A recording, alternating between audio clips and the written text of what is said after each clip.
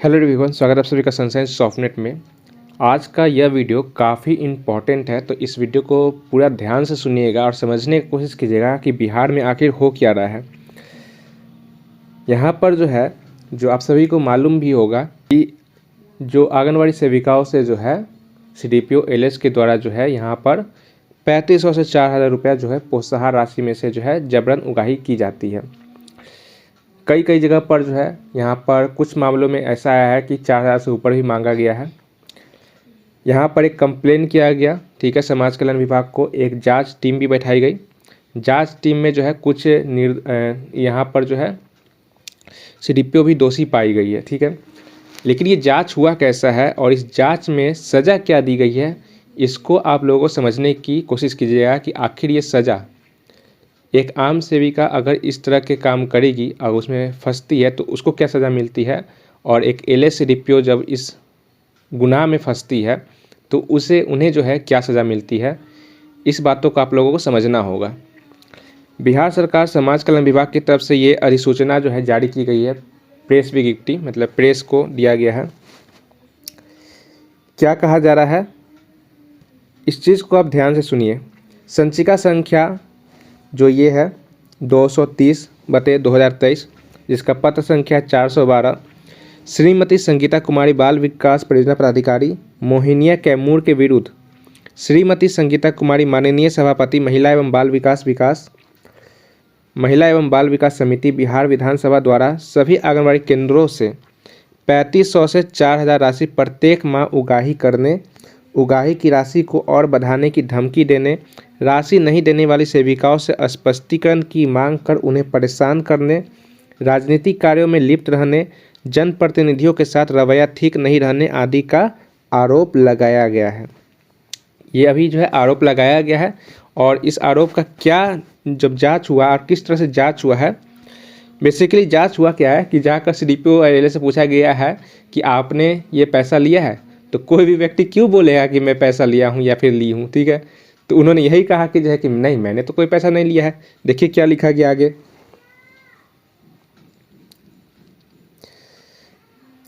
उक्त शिकायत पत्र के संबंध में समाज कल्याण विभाग के कार्यालय आदेश संख्या 154 जो कि दिनांक 12/9/2023 के आलोक में विभागीय जांच दल द्वारा दिनांक 5 अक्टूबर 2023 को मोहिनिया परियोजना में जाकर माननीय द्वारा लगाए गए आरोपों के संबंध में निरीक्षण किया गया एवं पत्रांक 5769 जो कि दिनांक 10/11/2023 द्वारा जांच प्रतिवेदन विभाग को समर्पित किया गया। जांच में क्या कहा गया, जांच प्रतिवेदन के अनुसार आंगनबाड़ी केंद्रों से राशि उगाही करने का आरोप को आरोपित पदाधिकारी द्वारा इनकार करते हुए, यहाँ पर पदाधिकारी से पूछा गया कि आपने पैसा लिया है, तो उन्होंने तो बोला कि भाई मैं क्यों लूँगी, ठीक है। तो उन्होंने इनकार कर दिया। करते हुए स्वयं एवं महिला पर्यवेक्षिका के द्वारा किसी प्रकार की अवैध राशि की मांग नहीं किए जाने का उल्लेख किया गया है। परंतु ये भी ध्यान दीजिएगा, परंतु जांच के दौरान श्रीमती भगवानी देवी आंगनवाड़ी सेविका केंद्र संख्या 161 द्वारा मार्च 2023 से अब तक मानदेय का भुगतान सेविका और सहायिका को नहीं किए जाने, केंद्र संख्या 99 जो कि उन्हीं के प्रभार में है, उनका मकान किराया 2023 से नहीं मिल पाने, पोषाहार का मासिक राशि रुपये 12,875 में से सीडीपीओ के कहने पर पर्यवेक्षिका कंचन कुमारी पोषाहार राशि में से 3,600 ले लिए जाने और पैसा लेने के बाद ही क्रय रजिस्टर साइन करने का लिखित बयान दिया गया। तो यहाँ पर एक आंगनबाड़ी सेविका सामने आई और उन्होंने कहा, क्यों कहा, क्योंकि उनका मानदेय भी नहीं मिल रहा था कई सालों से। जो केंद्र किराया था उनको 2 केंद्रों का प्रभार दिया गया था। तो 2 केंद्रों का प्रभार में से जिसका एक केंद्र किराया में था, तो वो केंद्र का राशि नहीं दिया गया था उनको।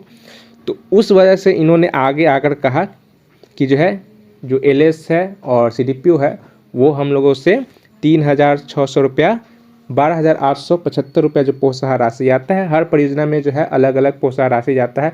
कभी कभी एक ही परियोजना में अलग अलग सेविकाओं को अलग अलग प्रोत्साहन राशि दिया जाता है। वो भी इसी वजह से दिया जाता है कि कोई सेविका अगर जो यहाँ पर कहा जा रहा है कि 3,600 अगर ये दे देती है तो उनको सही मिल जाता है, वरना यही होता है कि कभी कभी उनको कम कर दिया जाता है या किसी और कारण से जैसे आप देख सकते हैं यहाँ पर धमकी दी जाती है और अगर नहीं देने पर जो क्रय वाउचर होता है वो साइन नहीं किया जाता है। जैसा कि उन्होंने सेविका द्वारा ये लिखित बयान दिया गया है। अब यहाँ के सेविका के द्वारा दिया गया, लेकिन ये पूरे बिहार में होता है, ऐसा नहीं है कि सिर्फ यहाँ पे हो रहा है, ये पूरे बिहार में हो रहा है। और इसकी जानकारी आपको लगेगा है कि सरकार को अगर नहीं है तो मैं बता दूँ, सरकार को इसकी पूरी जानकारी है, लेकिन सरकार जो है कहते हैं ना कि जिस तरह से कानून का आँख जो है बंद रहता है, पट्टी बंधी हुई रहती है, उसी तरह से सरकार भी अपना आँख और नाक, आँख मुँह सब बंद की हुई रहती है। फिर अगला जो है, अच्छा, जो संगीता कुमारी है माननीय सभापति, उन्होंने ऐसा आरोप उन्होंने क्यों लगाया है ये भी आप जानिए। क्योंकि जो सीडीपीओ थी वो राजनीतिक कार्य मतलब किसी विरोधी पार्टी के साथ मिलकर जो है उनके कार्यक्रम में शामिल होती थी, और जो यहाँ पर मुखिया थे उनके बारे में कुछ विरोधी बयान उन्होंने दिया था, इस वजह से उन्होंने आरोप लगाया है, वरना वो भी आरोप नहीं लगाती। अब देखिए यहाँ पर क्या कहा जा रहा है, इसी तरह राजनीतिक कार्यों में लिप्त रहने के आरोप के संबंध में निरीक्षण के क्रम में श्री राजकुमार राम उप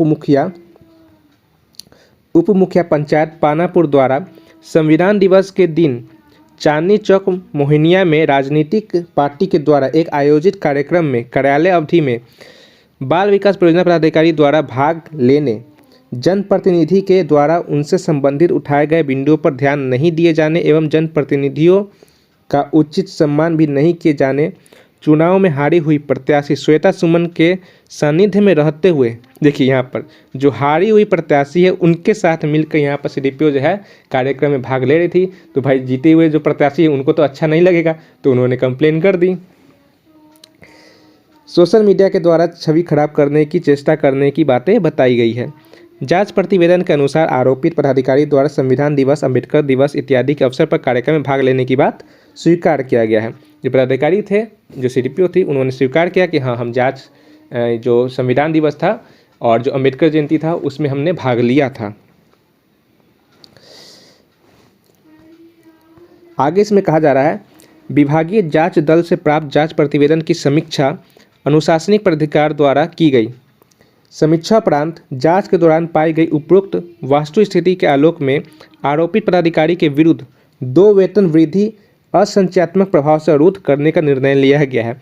वेतन वृद्धि को रोका गया है, वेतन को नहीं रोका गया है। मतलब कि जो उनका जो प्रमोशन होता है, 2 प्रमोशन जो उनका सैलरी इंक्रीजमेंट होता है उसको रोक दिया गया है, कोई वेतन को नहीं रोका गया है। ठीक है, वेतन वृद्धि को रोका गया है।